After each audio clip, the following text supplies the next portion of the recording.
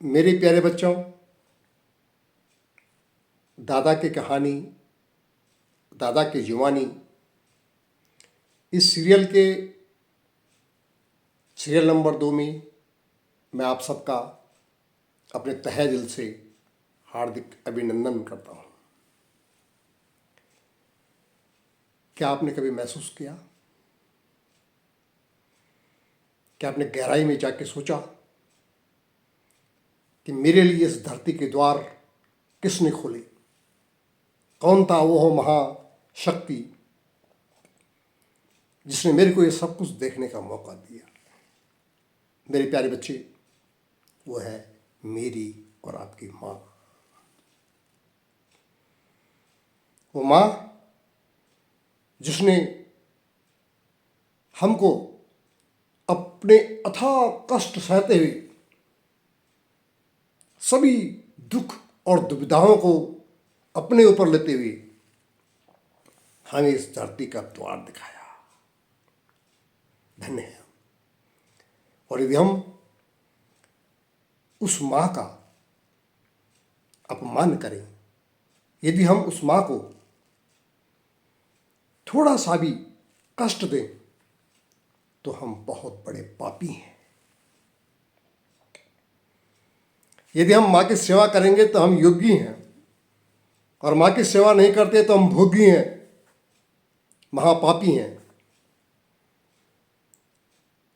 अक्सर मैंने सुना है और आपने भी सुना होगा कि सभी लोग ये कहते हैं कि माँ के कर्ज को उतारा नहीं जा सकता।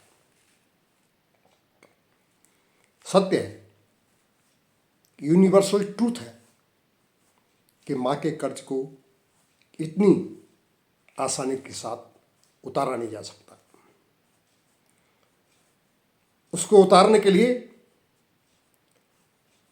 कई जन्मों का जो हमने इकट्ठा किया हुआ सुख है, भोग है, वो समर्पित करना पड़ता है, तब जाके हम माँ की कर्ज को उतार सकते हैं। अब क्यों नहीं उतार सकते? तो मेरे प्रिय श्रोतागणों, मेरी महान बच्चों, मेरे भविष्य, सबसे बड़ी बात यह है कि जब हम माँ के गर्भ में होते हैं तो वहीं से माँ अपने बच्चे के लिए अपना सब कुछ कुर्बान करना शुरू कर देती है। उसको एक बहुत बड़ी धरोहर और एक बहुत बड़ा अमानत समझ करके वह सभी प्रकार के कष्टों को झेलने के लिए तैयार रहती है। गर्भ में बच्चा जब 3 महीने का होता है तो एक अंडे के रूप में तैयार होता है। इस दौरान माँ को अति उल्टियाँ आती हैं, उसका जी मचलता है। वो जो भी खाती है, जो भी ग्रहण करती है, वह सब उल्टियों के द्वारा बाहर निकल जाता है। कभी अति खट्टा तो कभी अति मीठा खाने का माँ का मन करता है। ज़्यादातर मटन, चिकन और भांति भांति की चीज़ें खाने का जो उसकी दृष्टि जाती है। किंतु यदि एक आदमी अमीर है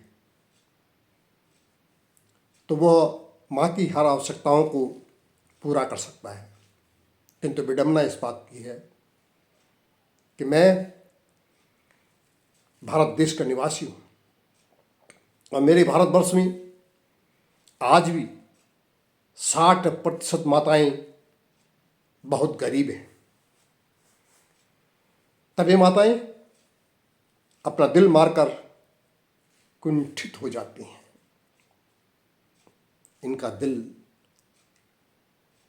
इनके दिल के अरमान, इनके अंदर के उद्गार सिर्फ अंदर ही समा जाते हैं।